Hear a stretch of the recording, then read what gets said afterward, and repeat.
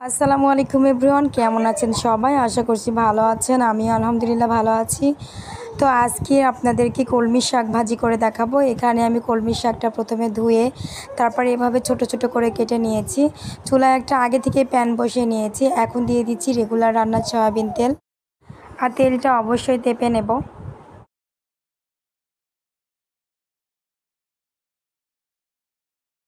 এখন দিয়ে দিচ্ছি কাঁচা মরিচ, শুকনা মরিচ ফালি করা, আর পেঁয়াজ রসুন সবগুলো একসঙ্গে তেলের উপরে দিয়ে এখন আমি একটু ভালোভাবে নেড়ে চেড়ে নেব।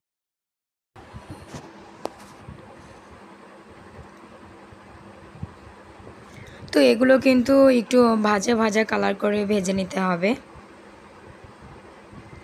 তো এভাবে নেড়ে চেড়ে কিছুক্ষণ ধরে ভেজে নেব।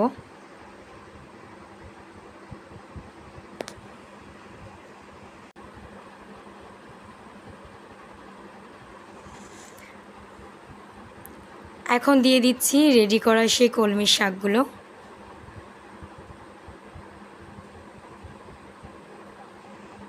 তো এখন আমি এটাকে একটু ভালোভাবে নেড়ে চেড়ে মিক্স করে নিচ্ছি সব মশলার সঙ্গে।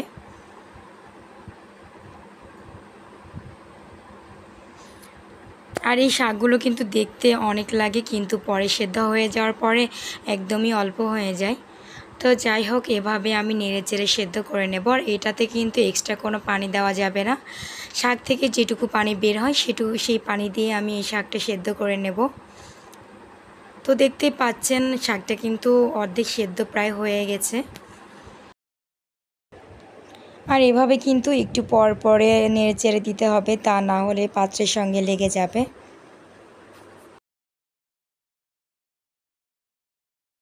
এই শাকটা কিন্তু আমাদের দেহের জন্য খুবই উপকারী, আবার খেতেও কিন্তু খুবই ভালো লাগে।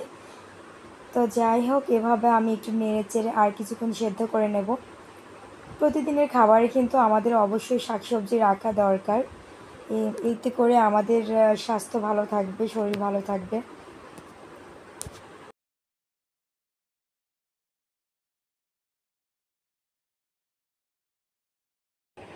শাকগুলো কিন্তু একদম পুরোপুরি সেদ্ধ হয়ে গেছে এবং লবণ সব কিছু ঠিকঠাক আছে। এখন আমি এটাকে নামিয়ে নেব। তো হয়ে গেল কলমি শাক রান্না করা। আপনারা এভাবে ট্রাই করবেন, আশা করি খুবই ভালো লাগবে। আর ভিডিওটি যদি ভালো লেগে থাকে অবশ্যই সাবস্ক্রাইব করবেন। আসসালামু আলাইকুম।